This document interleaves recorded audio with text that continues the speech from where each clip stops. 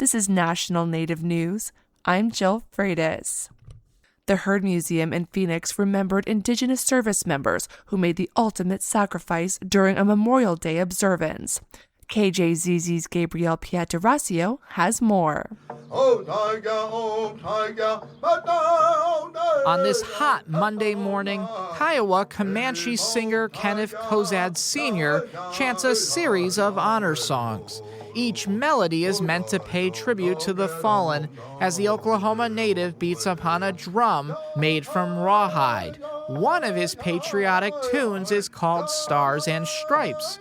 It's inspired by World War II Kiowa code talker Leonard Red Wolf Kozad Sr. My grandpa, he had a thought came to him about this flag here that our folks have fought for. This red, white, and blue, he said. For Kozad, he's thankful to share his music. Because we don't just be singing songs just to be singing them. There always has to be a purpose. For National Native News, I'm Gabriel Pietrasio. A new exhibit at an Alaska museum takes visitors inside an Arctic research vessel. Since opening last week, it's given guests a chance to glimpse at what it's like to study the Arctic marine ecosystem and at how Indigenous communities shape that research. Aliona Naiden with the Alaska Desk has more. Rachel Bosenberg is Associate Curator at the Anchorage Museum. She's walking under a tall crane with deep blue all around her. So you enter here through the stern of the vessel. Bosenberg is given a tour of the new exhibition called Arctic Marine Science, Sikuliaq to Shore, which brings the audience aboard a replica of the research vessel Sikuliaq. Visitors make their way onto the bridge. Here, the captain's chair faces a ceiling-high projector screen with a vast ocean that changes from stormy swells to chunks of pancake ice. We're looking off the bow of Sikuliaq, which visitors at this point have walked through. Sikuliaq is operated by the University of Alaska Fairbanks and owned by the National Science Foundation. Each year, dozens of scientists board the vessel to study the Arctic. Brendan Smith is the communications director at the North Pacific Research Board. He dreamed up the idea for the exhibition. I said to myself, what if we bring the Sikuliaq into the museum? How do we give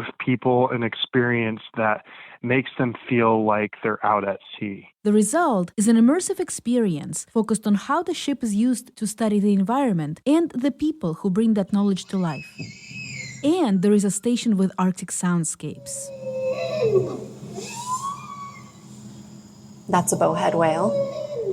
Bosenberg says these are the sounds that scientists gather using hydrophones they deploy from the real vessel. Harmony Jade Sugik-Weiner is an Indigenous scholar from Naknek in southwest Alaska. She consulted on the exhibition and suggested curators include what Arctic research means for Alaska Native people. We see a lot of big graphs about climate change and the extent of sea ice and those big global processes, but we don't see the joy of living our culture in coastal Alaska and river Alaska. The exhibition runs through April 2027. In Anchorage, I am Aliona Naiden. People working in Montana's outdoor industry are reporting emotional impacts tied to climate change. According to reporting from Glacier Raft Company and environmental advocates, river guides are increasingly experiencing ecological grief as changing waterways affect their work and livelihoods. I'm Jill Freitas.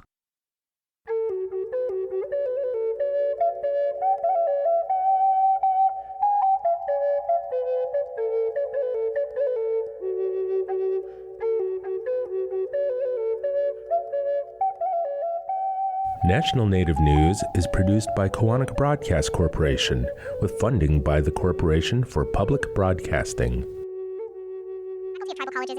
Hear that?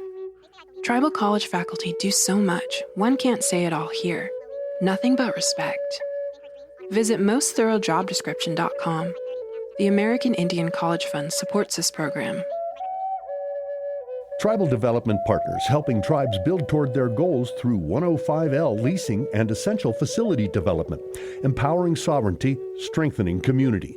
More at tribaldevpartners.com, proud supporters of this show.